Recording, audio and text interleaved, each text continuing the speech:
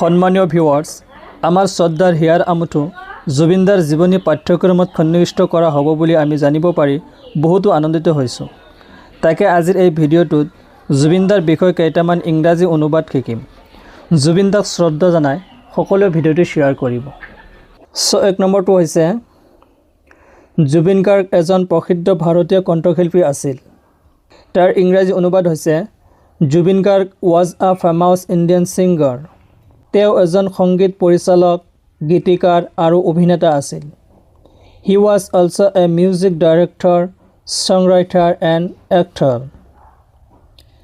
তেওঁৰ 1972 চনৰ 18 নৱেম্বৰত জন্ম হৈছিল। হি ৱাজ বৰ্ণ অন 18 নৱেম্বৰ ইন 1972।